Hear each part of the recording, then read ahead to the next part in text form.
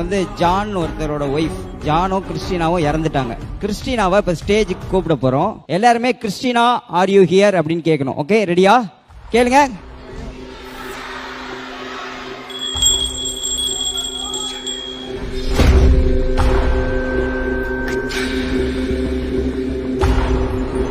Wait sir, இப்ப நீங்க கேட்கலாம்.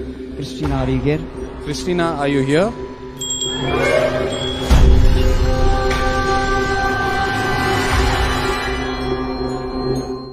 இப்போ கிறிஸ்டினா வந்து உங்களை டச் பண்ண போகிறாங்க.